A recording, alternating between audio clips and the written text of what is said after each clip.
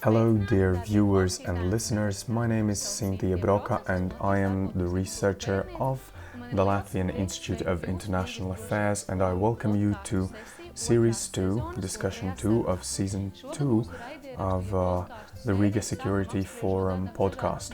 And we're going to be talking about non-traditional security perspectives. It is the perspective of generations and security of community. And I welcome to this discussion former President of the Republic of Latvia, Mr. Zatlers, and also Natālija Knipše, UN Youth Delegate.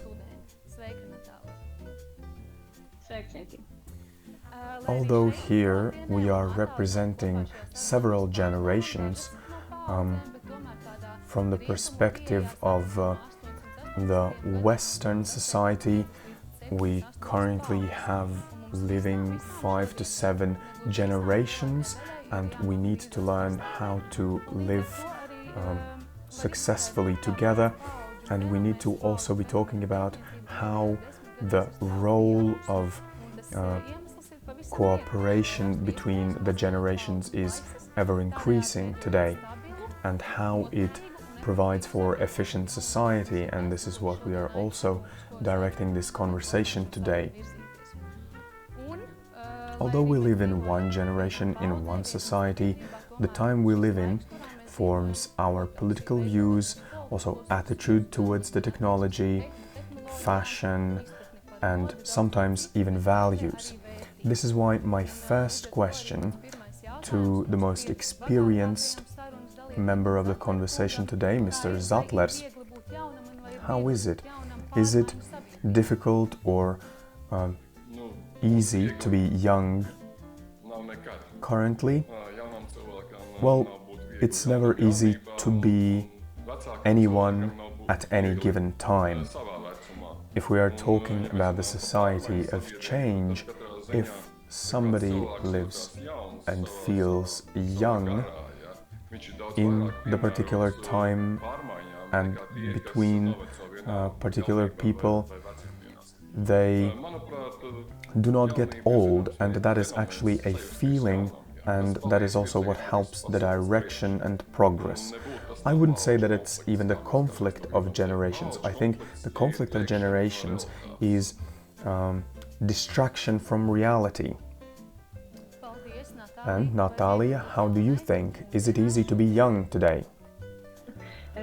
I think you are somewhat anxious to be young now. Climate change being one of the most existential threats. And so many other circumstances influencing our communication, our view on the perspective of the future.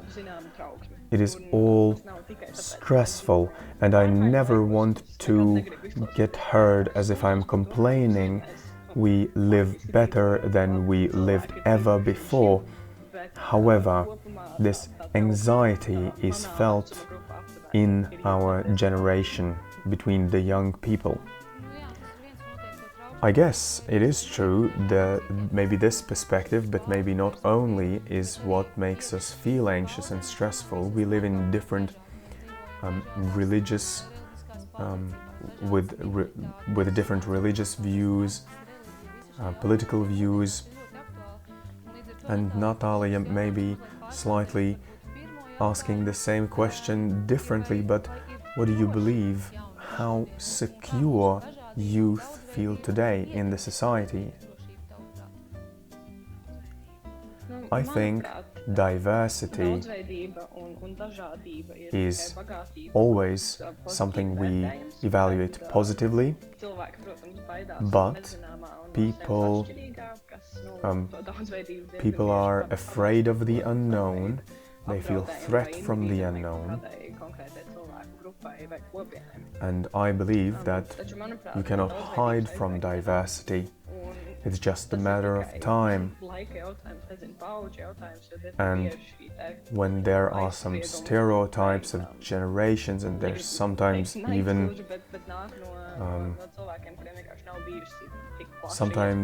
there's hate, misunderstanding, and this is, well, I guess we need to work on our values and we need to harmonize them. Mr. Zatlers, security and generation perspective. I guess I can say about the diversity. The diversity exists, and the problem is until we lived in the society where there's a lot of exchange of information, we didn't feel insecure at all. We lived in our narrow space. We don't, and now, today, nobody's looking for how to understand people who think differently, who live differently. But people are getting back into their bubbles. That's the second phenomena. Information society is fragmented inside their information bubble.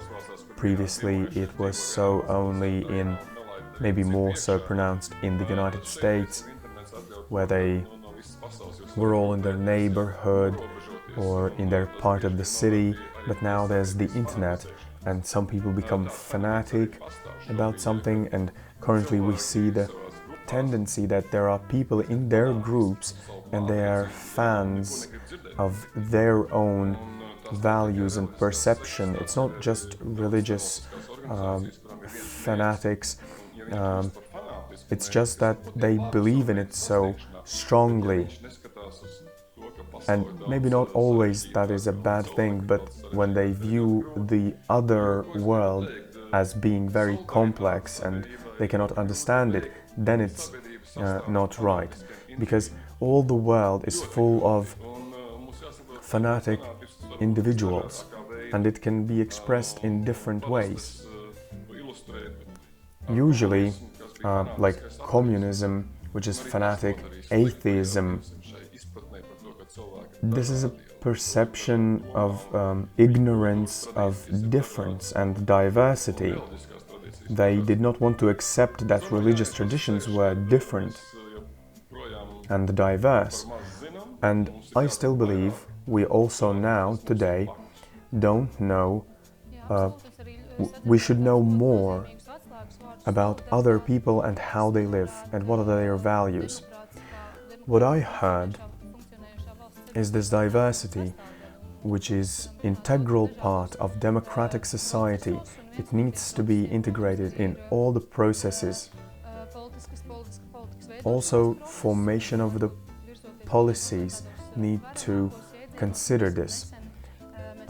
Lately, German parliament election, and we saw that, well, maybe interesting, on the other hand, not surprising.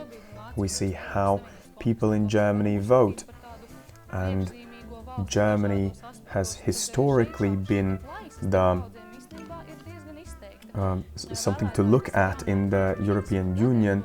People older than 30 in the society currently here voted for Green and Liberal Party, the group, 22%, and 11% went to the Conservative. And people older than 60 years, Social Democratic Power was their preference. Green and Liberal parties were their choice only in 8 to 9% of cases. Mr. Zatlers, what do you believe? How to value this interaction of the generations, of the politics, of the governments and society? Every generation has their own priorities. Generation is not 10 and 20 years anymore, but it's 3 or 4 years. The technology is rapidly evolving.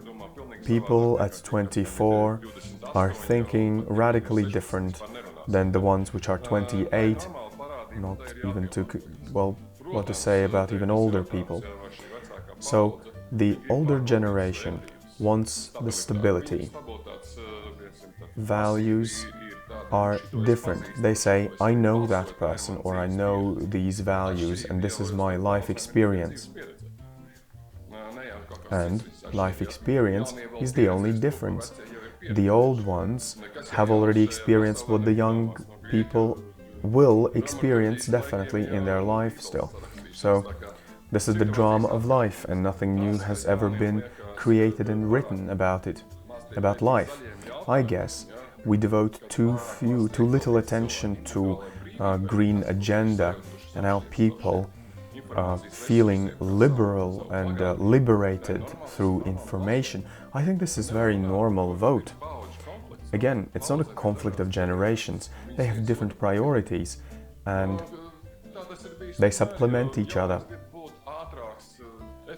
The young people want to be quicker, more dynamic. They want to realize their ideas, and the old ones are usually going, let's wait a little, let's see. That is the essence of life. Something else I saw though in German parliament election is that German society becomes ever more complex. It's not anymore social, conservatives. There are so many other groups now being in Bundestag with their own ideology, with their own perception of how we should be living in Europe. It is normal. If we talk about generational conflict, I think it was the 60s when it was for the last time when in France, due to these demonstrations, almost the whole state collapsed.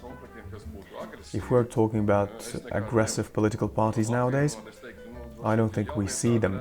And even the ones in Latvia, also, they are warm at best, not hot. Natālija, what about you? The formation of political forces and powers.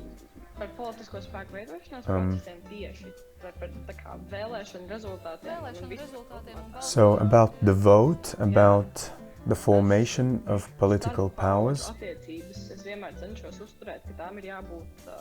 relationship between the generations shouldn't be based on the tolerance. It should be based on leniency towards each other and respect.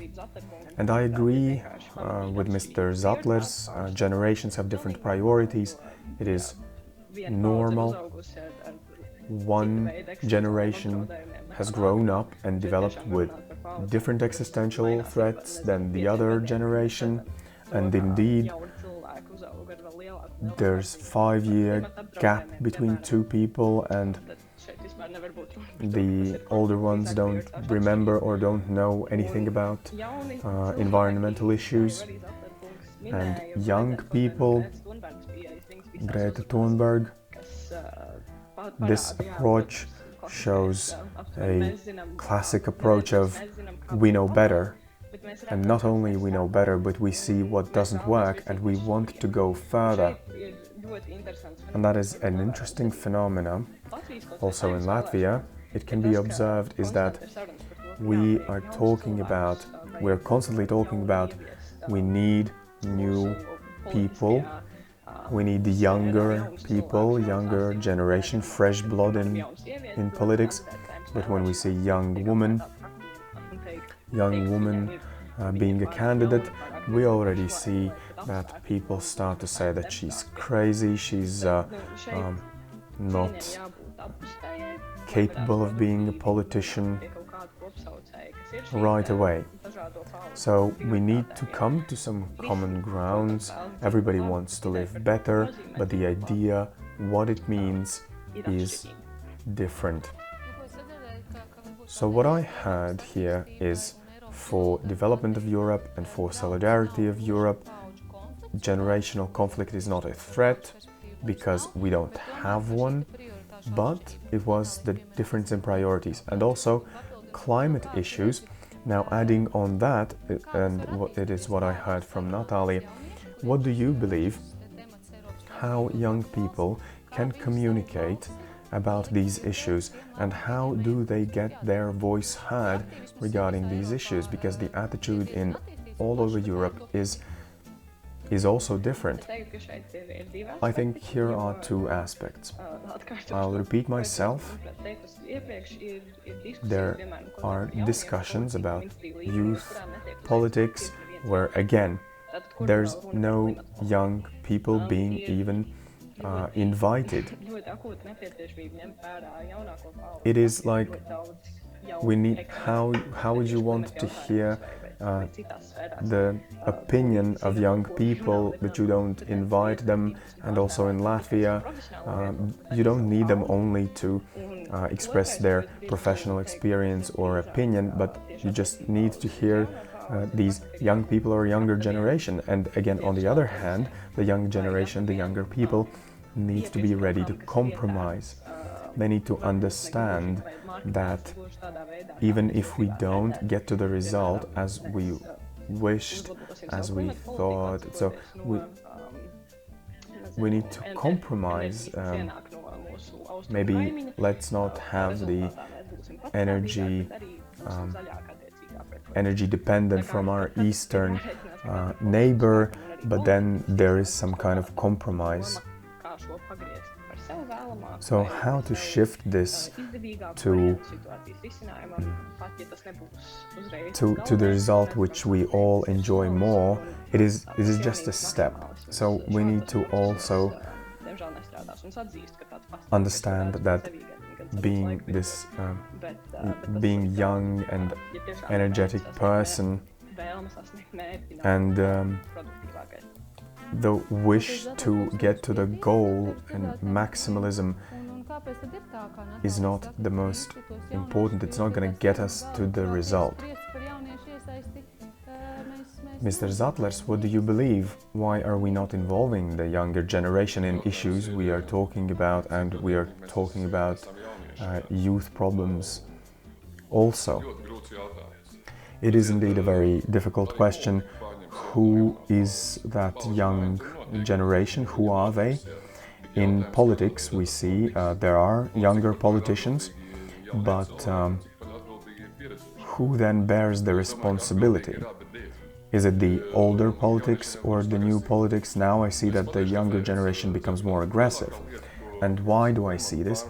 Is because in the direction of climate change issues it is also the issue of habits of consumption. You are not going to force an older person change their habits. However, a younger person can come with their ideas, and they say like package is 60 or compromises 60-70% of the whole product value, and they all know it and they are aware of it and conscious.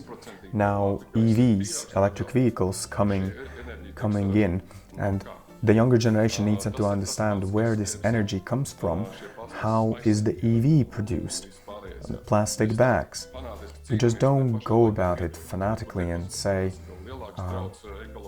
what you believe to be true, but and just condemn plastic bags. The newer generation, it were really great if they came with their proposals on habit change, on consumption change. This would be a great contribution into the politics and the future. I want to add, I agree totally. Lifestyle changes and their choices are important, and this is what we are doing. I also know people, it is trendy also, and over the last couple of years, if you don't have your own mug with you, if you don't have your bag with you, you're not anymore in some trendy climate conscious groups, but of course, but consumers and their habit change is not going to solve everything or is not going to solve quickly enough. Now we see that we need policies to change quicker, and European Union currently have ambitious goals, at least if compared to the rest of the world, and yet it is proven that consumer habits alone are not going to solve the problem to the level necessary. And the second thing is that young people need to have an opportunity to speak at one table. They are not allowed. And the other approach, though, is that we are saying that the young generation is the one who will save the world, and they have such responsibility. It is also not productive. Thank you. And with that we come to situation in Latvia. If we see the occupation of governmental seats, we have most of the politicians from the post-war generation, and if we're talking about parliament, the millennials are represented. There are very few of them. And the same situation actually applies to business environment. Their challenges might be different, maybe lack of experience, but maybe that's culture and how we develop our values, maybe that has to be changed. And so I want to ask the question about the change of habits in policy making, in interaction with the society, with younger generation. What is this, and how quickly will we be able to change this interaction? And what even are these things for which now, and about what younger generation is talking? Also, why don't we see, or why we need such change in Latvia? The first priority is to locally reach the situation when all young people understand what the parliament does. I wasn't told about it in school. This is basic education about the politics, just basics about institutions. Being now a UN Youth Delegate, my mission has been for so long now to even talk about it, to make people understand what it is, for young people to know that there is such position and what it means and who I am. And then further we would go with speaking and interacting with different generations. So I guess this is really lack of experience. Secondly, people don't go to they don't see politics as attractive opportunity. They don't want to get involved. They don't want to link themselves with this, relate to this. And also there's some kind of exclusivity in the politics. This is how they view it. I know only one young person to be invited to such meetings, and then I see that it's actually just nominally there. I don't see they actually valuing them. Mr. Zatlers, what about the government and parliament? So does it mean that experience is so important? Are there any other factors? Well, I'd be the challenging type today. I always have thought that I want young people to come into the politics, and I was facilitating it. I was trying to direct the young people into the politics, and this experience has not been very great and bright, because if professionally we see that maybe it's not that big of a problem for young people, but personally it was a problem. A lot of encouragement was necessary for the person to be confident in the politics. And there are two stories. After the election, who were the ones who betrayed me?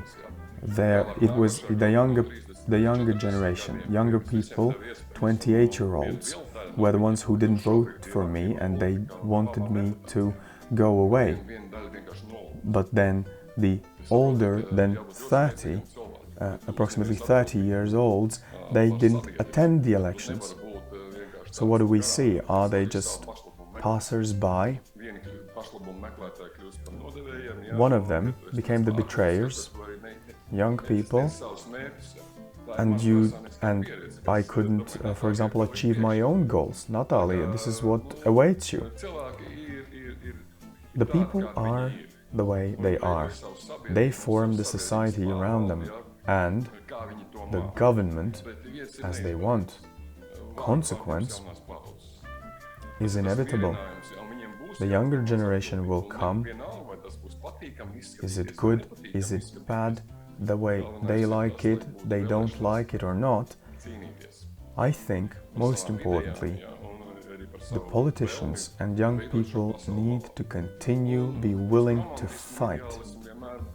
There is always a place for some idealism and romanticizing this, because this is what, well, we are formed by the first 7 years of our lives, and this is why experience in the society is such different. This is because this is the collision of these value systems, of attitude towards things and values. Natālija? I agree, indeed, and it has always been confusing for me to say the young people and then all the rest. Well, actually, the priorities are different and they do change, so it's been always confusing. For me, I don't see this division, and I believe that when the person is ready to work, is ready to fight for and reach some goals and objectives and development, they're not disappearing anywhere. They still have energy. They're young.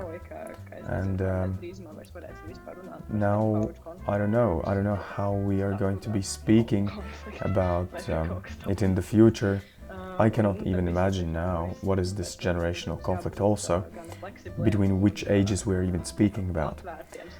I think we all must be open in our minds and hearts and go into the direction of more inclusive society.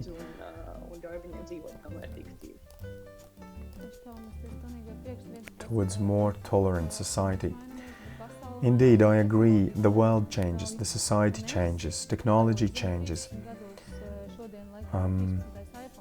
Today I think the iPhone 13 is launched in Latvia, and well, considering myself to be younger generation, and I still don't know these functions, I still think that this is something maybe I cannot already I cannot anymore understand.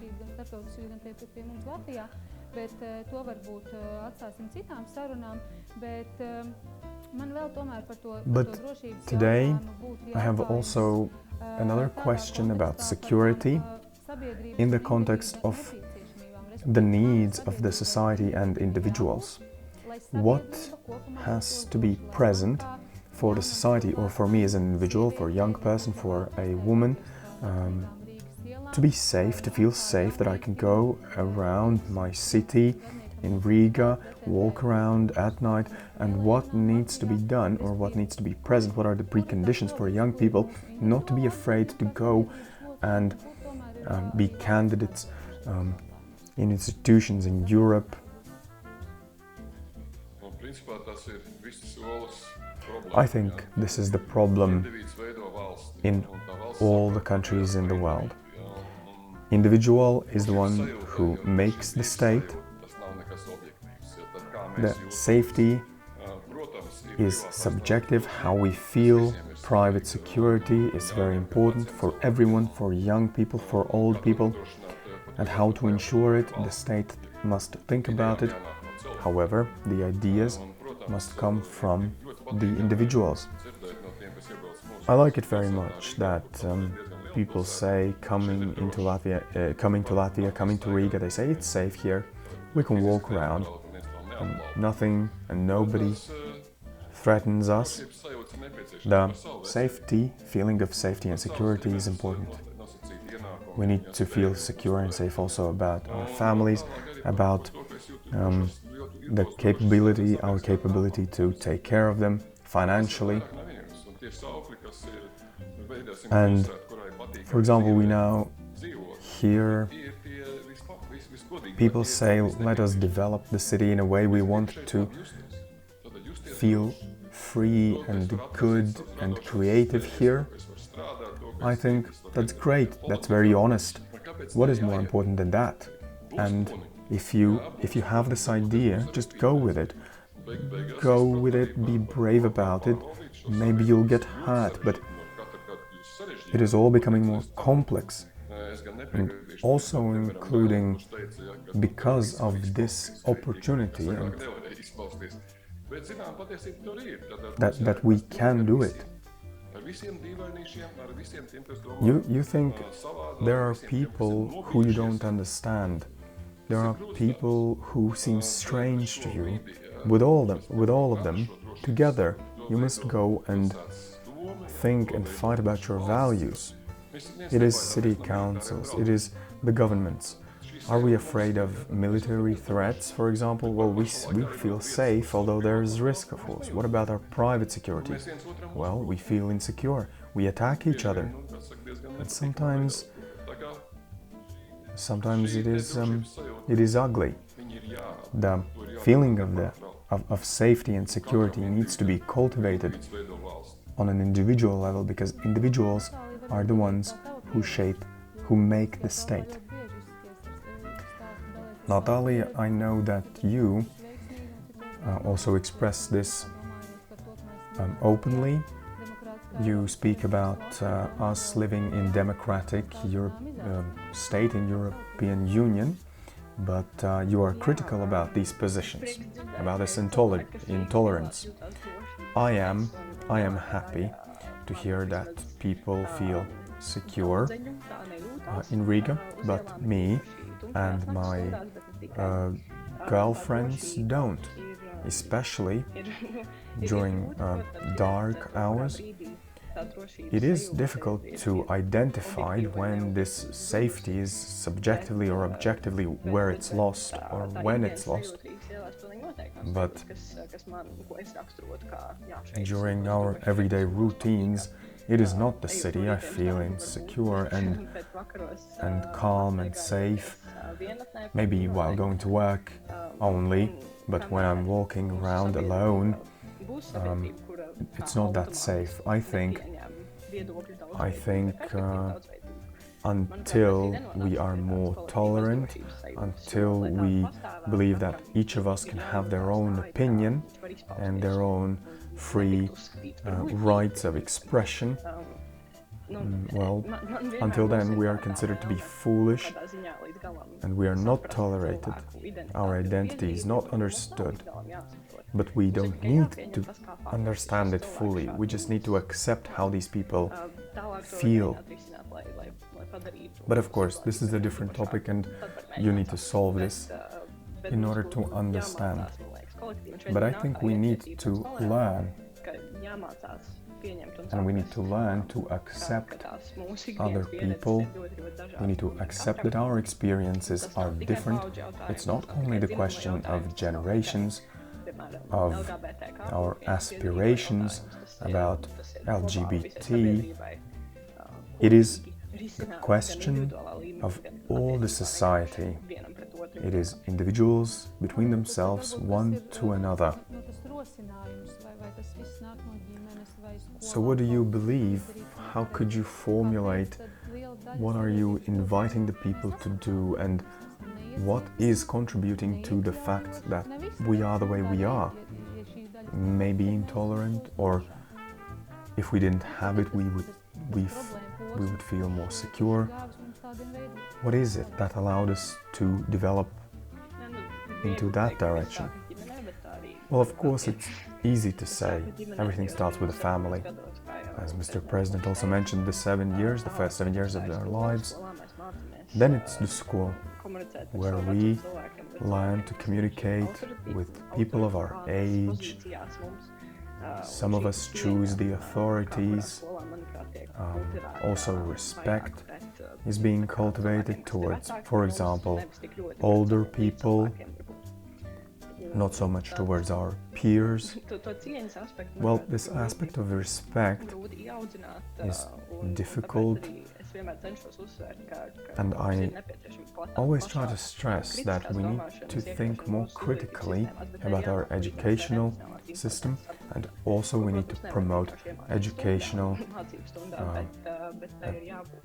emotional intelligence is what we need to teach our children, and with that they will go outside into the world and will communicate.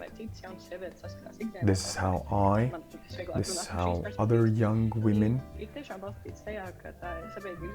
face and encounter the society, and in Latvia we are not being respected, and for this respect to be present, it has to be learned and taught. Mr. Zatlers, do you have anything to add? Well, everything is relative in life. If somebody tells me that, if somebody told me previously that I would be afraid of bicycles on the streets of Riga, not cars, I would say, well, are you kidding me? But maybe now it's a reality. The same goes about the respect towards women. I don't know, I think we all have learned it. We have all been taught to let women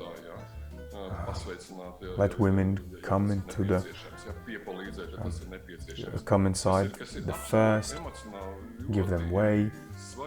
It is important. And we are fighting, for example, smoking, but we're fighting smoking, but we are not thinking about our environmental impact with our cardboard cups of coffee. It's not that easy, to be honest. Health, love, family, work, these are basic dimensions, and it is important. There is no one in the society who would say it's not important. Well, fanatics, as I said, why is there a group which becomes more fanatic? Well, there is not even a step between fanatics and xenophobia. In Latvia, there are 2 million opinions, and we need to learn, respect, tolerate them. I agree to this word, tolerate. And also I want to say there is a different term in Latvian. There's this, there's no such term in English. It's like critical thinking, but critical being when you criticize. So I would say in Latvian we have this great term evaluative thinking. And social media will not help there. We need arts, literature. This is how you teach it. Through contact with different people. Respect is not going to come from virtual communication. It's more cynical, because there's no direct contact between the people. You don't like someone, you're not going to speak. But in real life, if you don't like, yet you need to speak with those people you don't like. And also this inclusive language being one very important aspect in our everyday lives and in the society. I will say, well, so far I will say thank you to Natālija, to Mr. Zatlers. This biggest conclusion is, at the end of the day, we're all human, regardless of our values, of generation, which generation we represent. And I do ask and really ask for all the listeners and viewers to be tolerant, invite to be tolerant, and this is the only way how we can promote safety in our society. Thank you, Natālija, thank you, Mr. Zatlers, and thank you, the viewers and listeners, and we'll see you in other sessions.